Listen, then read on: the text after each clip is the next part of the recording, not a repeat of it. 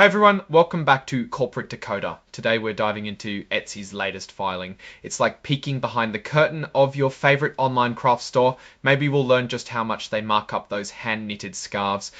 Before we start, if you appreciate decoding corporate speak, make sure you're subscribed. We also have a Discord community which is linked in the description down below.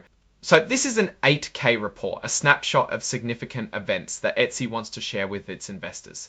Think of it as an FYI from the company to its shareholders, covering everything from votes on directors to approving changes to the company rules.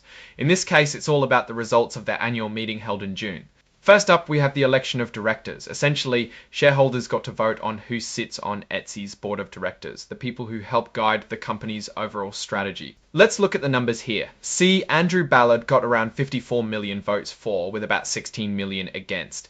Margaret Smith received about 51 million for and 19 million against. Mark Steinberg got 55 million in favor and almost 16 million against. Those numbers also show that over 16 million broker votes were uncounted. Those are votes held by brokers that were not instructed by the votes, which, depending on the matter, are not counted. These individuals will be on the board of directors until the 2028 meeting, unless they resign, pass away, or are removed. So it is decided then. Next, there was a vote on executive compensation. This is where shareholders get to give their opinion on how much Etsy's top executives are being paid. It's an advisory vote, meaning the company doesn't have to act on it, but it's a good way to gauge investor sentiment. Did people think management got paid too much? Looks like stockholders generally approved the compensation with 62 million votes in favor, about 8 million against, and about 286,000 abstaining. This indicates a general satisfaction, or at least acceptance, of the compensation packages for Etsy's top executives. Then there was a vote to approve PricewaterhouseCoopers LE as Etsy's accounting firm for next year. It's pretty standard for companies to have their shareholders ratify or approve the appointment of their auditors. And the appointment was approved. Over 86 million votes in favor, with only about 492,000 against. A very solid endorsement for PricewaterhouseCoopers.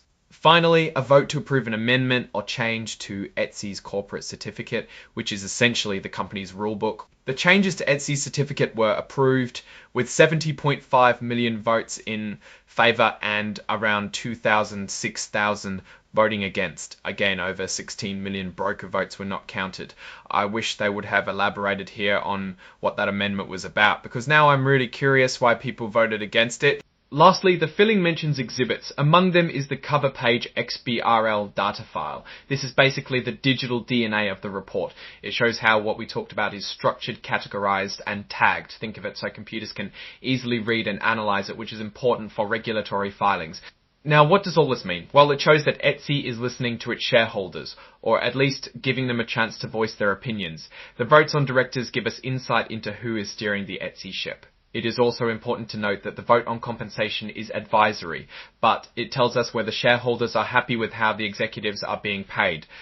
In the approval of PricewaterhouseCoopers is pretty standard, but it's a good housekeeping measure. The approval of amendment to Etsy's certificate is too vague to know what is going on, but it tells that Etsy is evolving as a company.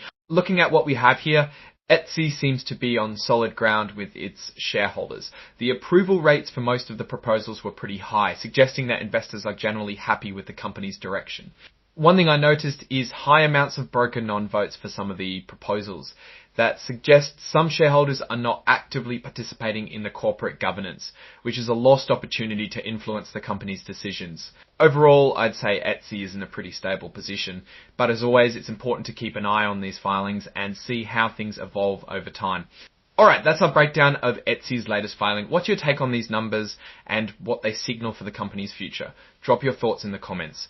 If this analysis was valuable, hitting that like button really helps, and subscribe for more deep dives. Don't forget to check out the Discord in the description. Thanks for watching. See you next time.